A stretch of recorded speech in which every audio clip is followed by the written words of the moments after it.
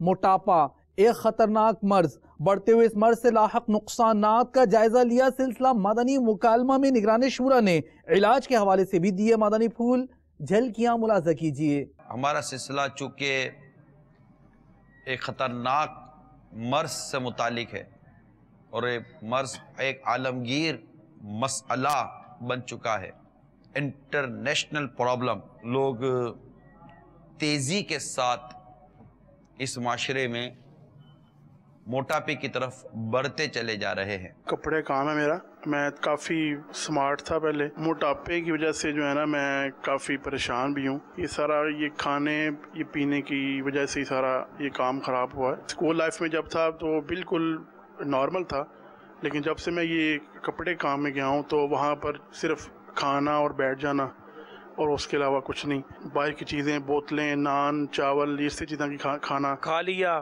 بیٹھے رہے، ایکسٹرا نہ بھی کھائیں، لیکن پھر بھی ہمارا اسٹرگل ہماری بالکل نہیں ہے۔ ہماری زیادہ دیر چل نہیں سکتا، میں ایک جگہ پہ ایک ہی پوزیشن میں زیادہ دیر بیٹھ سکتا نہیں ہوں۔ یہ مرض نہ لاکھوں میں نہ کروڑوں میں بلکہ یہ مرض اربوں میں ہے۔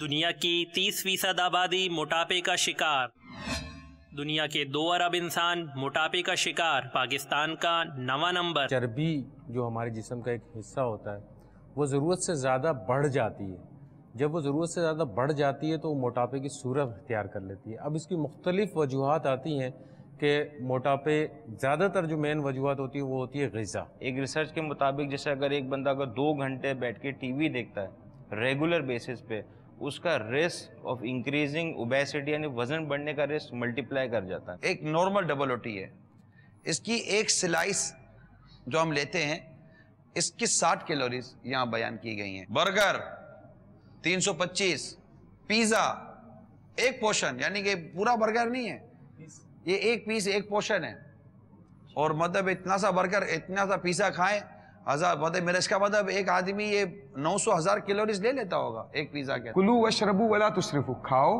پیو اور اسراف مت کرو۔ انسان کے لیے چند لقمے کافی ہیں جو اس کی پیٹھ کو سیدھا رکھے، اگر ایسا نہ کر سکے تو تیاہی کھانے کے لیے، تیاہی پانی کے لیے اور 1/3 سانس کے لیے ہو۔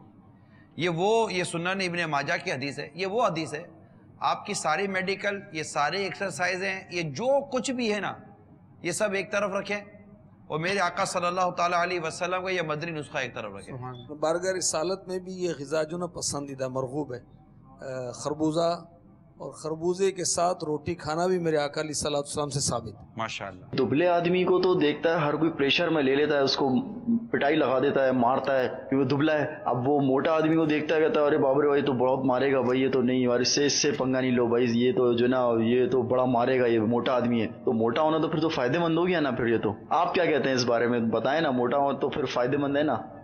میں کیا کہوں گا، دنیا کہتی ہے پتلا دے کے لڑو مت، موٹا دے کے ڈڑو مت۔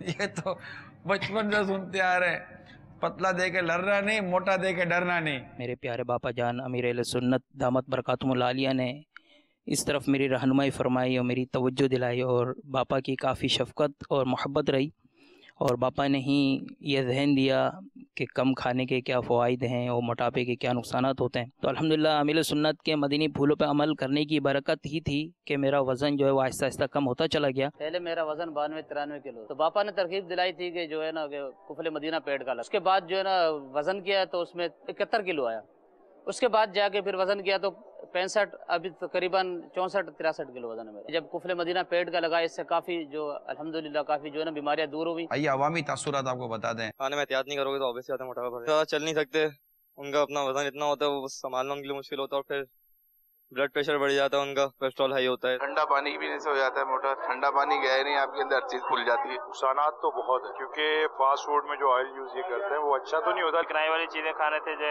موٹاپا ہو جاتا ہے، آئلی چیز زیادہ کھانے سے۔ مجھے تو الحمدللہ اتنا کوئی نہیں فرق پڑا ہے، کیونکہ میرا جو کام کاج ہے وہ بیٹھنے کا زیادہ ہے، تو کمپیوٹر کے حوالے سے تو میرا بیٹھنا زیادہ ہے۔